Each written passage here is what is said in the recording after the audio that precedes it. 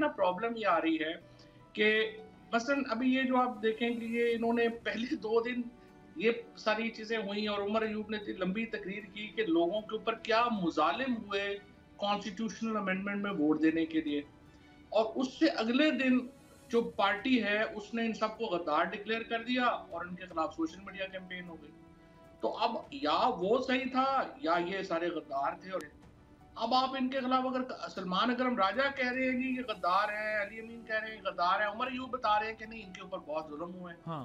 आप तय करें ना पार्टी में बैठ के पहले कि नैरेटिव क्या है, और फिर आप मुझे बताएं इनसे आप इस्तीफे लेंगे, जरका से आप इस्तीफा ले लेंगे तो कौन जीतेगा? पीएमएलएन की खातून जीत के आ जाएगी पंजाब असेंबली से, आपको क्या फायदा होगा? इन लोगों से आप इस्तीफे लेंगे, आपकी जो पार्लियामेंट्री पार्टी है वो श्रिंक कर जाएगी, आपकी रिजर्व सीट खत्म हो जाएंगी।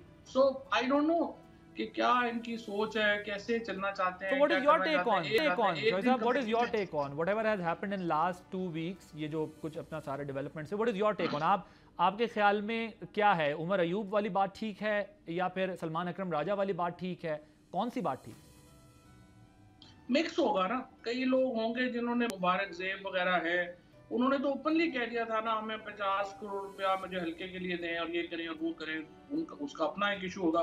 बट जैसे चोरी लियास है, बगीर असलम घुमन है और कई लोग हैं जिनको मैं जानता हूँ, उनके साथ तो बड़ा जुल्म ज्यादती हुई, जरका भी यही कहती हैं उनके साथ जो हुआ। तो बड़े लोग हैं जिनके साथ जुल्म ज्यादती हुई है और I think PTI should have stood with them. Zain Qureshi जब लोगों को मुश्किल में होते हैं, जो ज़ैन कुरैशी भी हैं, उनकी आपके सामने इतनी उनकी जो है बेगम को उठा लिया गया, शाह महमूद कुरैशी जैसे बड़े आदमी की बहू को उठाया गया, ये कोई मजाक तो नहीं था। तो उसकी वजह से आपको लगता है कि ज़ैन वोट देने को तैयार हो गए थे हुकूमत को? अगर आप बीवी को उठा लेंगे, बच्चों को क्या करेगा कोई? आप क्या करेंगे? आप मशीन गन्ने लेके पहाड़ों पर नहीं चढ़ जाएंगे ना। तो जाहिर है कि लोगों की अपनी मजबूरियां भी बहुत हैं, सो रियलाइज करना चाहिए।